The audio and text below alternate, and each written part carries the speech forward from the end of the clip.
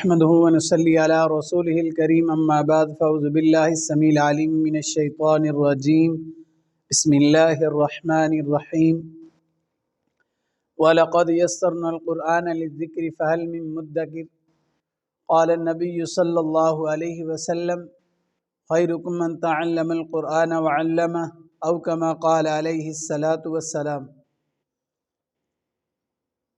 معزز حاضرین و ناظرین، آؤ قرآن سیکھنے میں میں آپ کا معلم قاری محمد عباس حاضر خدمت ہوں۔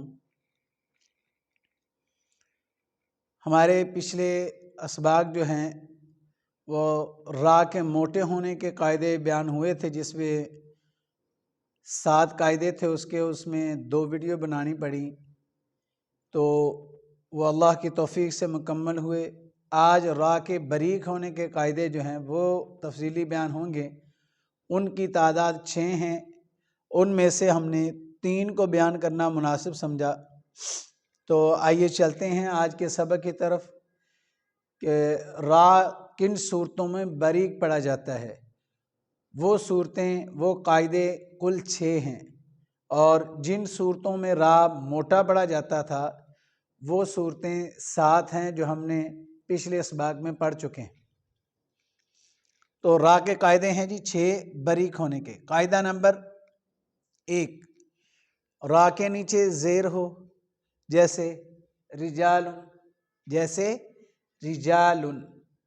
را کے نیچے زیر ہو، صرف زیر کا مطلب یہ ہے کہ اس کے وہ مشدد ہونا، اس کا وہ نہیں، صرف زیر ہو تو را آپ کو باریک پڑھ کے ادا کرنی ہوگی۔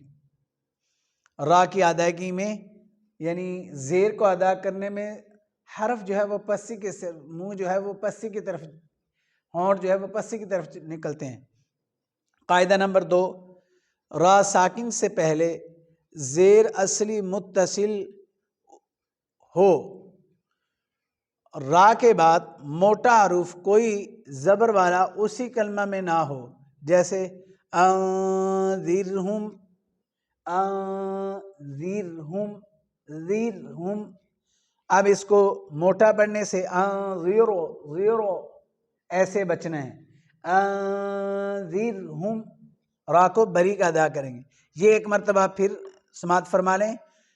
فرما رہے ہیں کہ را ساکن سے پہلے زیر اصلی متصل ہو۔ یہ 3 باتیں ہیں کہ زیر بھی ہو اور وہ اصلی ہو، یعنی عارضی نہ ہو۔ اگر وہ عارضی ہوگی زیر تو وہ را باریک نہیں ہوگی بلکہ موٹی پڑھی جائے گی۔ ہم نے موٹے قاعدوں میں پڑھ چکے ہیں۔ متصل ہو یعنی اسی کلمہ میں ہو، دوسرے کلمہ میں نہ ہو۔ یہ 2 باتیں، زیر بھی ہو یعنی را ساکن سے پہلے، را ساکن ہے اس سے پہلے زیر اصلی بھی ہو اور متصل بھی ہو، اسی کلمہ میں بھی ہو۔ تو را کے بعد جو را ساکن ہے یہ اس سے پہلے کی بات تھی کہ اصلی بھی ہو، عارضی نہ ہو، متصل ہو، دوسرے کلمہ میں نہ ہو یعنی اسی کلمہ میں ہو۔ پھر وہی را جس سے پہلے یہ اصلی اور متصل ہے، اس کے بعد موٹا حروف یعنی مصالیہ میں سے خود سزاوتن حروف ہیں، ان میں سے کوئی حروف اسی کلمہ میں مفتوح نہ ہو، زبر والا نہ ہو۔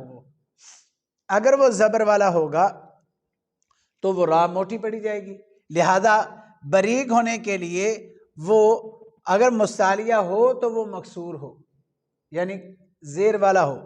اگر وہ مصالیہ حروف موٹا ہوگا، مفتوح ہوگا، زبر والا ہوگا، تو یہ را باریک نہیں ہوگی بلکہ موٹی ہوگی۔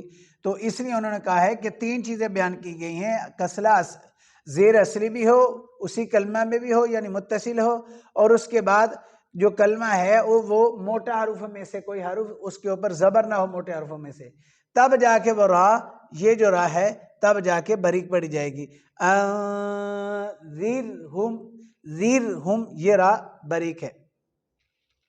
قاعدہ نمبر ہے 3، را وقف کی وجہ سے ساکن ہو، اس سے پہلے والا حرف بھی ساکن ہو، اور تیسرے حرف کے نیچے زیر ہو، جیسے ذکر، ذکر۔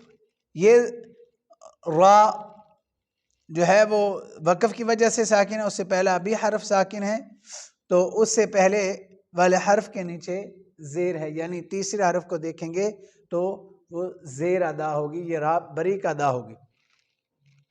ایک مرتبہ پھر ہم اس کی طرف جاتے ہیں پہلے قاعدے کی طرف کہ اس کی دہرائی ہو جائے.